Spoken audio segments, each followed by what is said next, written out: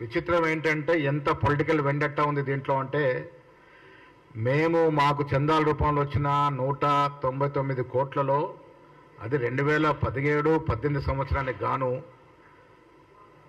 దాంట్లో ఒక చిన్న తప్పిదం చూపించి తీరా ఎన్నికలకి పోబోతున్న సమయంలో, ఇలా పార్లమెంట్ ఎన్నికలకి పోబోతున్న సమయంలో ఈ అకౌంట్స్ సీజ్ చేయడం, దాంట్లో బలవంతంగా డబ్బులను విత్డ్రా చేయడం, ఇవన్నీ కూడా చూస్తూ ఉంటే రాజకీయంగా ఎంత దిగజారుడుతనానికి బీజేపీ ఒడిగట్టిందో మనకు అర్థమవుతూ ఉంది.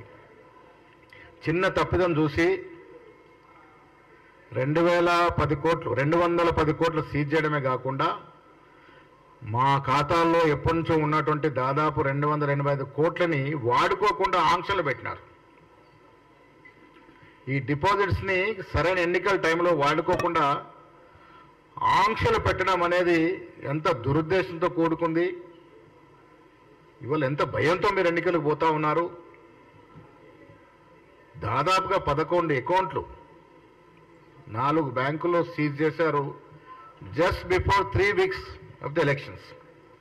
ఇంకా 3 వారాల్లో ఎన్నికలు ఉందనగా మీరు అకౌంట్స్ సీజ్ ప్రక్రియ మొదలుపెట్టినారంటే దీంట్లో రాజకీయ ఉద్దేశం, మీ యొక్క దిగజారుడుతనం, చిల్లరతనం దీంట్లో బయటపడతా ఉంది.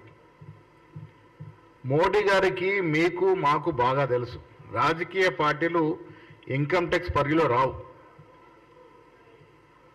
అది అందరికీ వర్తిస్తుంది. అది బీజేపీ కానీ కాంగ్రెస్ కానీ ఇదివరకు ఏ పార్టీ కూడా ఇన్కమ్ ట్యాక్స్ కట్టిన పాపాన పోలే. అసలు ఇన్కమ్ ట్యాక్స్ పరిధిలోకి రావు పొలిటికల్ పార్టీస్. ఈ దేశ చరిత్రలో ఏ పొలిటికల్ పార్టీ కూడా ఇప్పటి వరకు ఇన్కమ్ ట్యాక్స్ కట్టినటువంటి పరిస్థితి లేదు.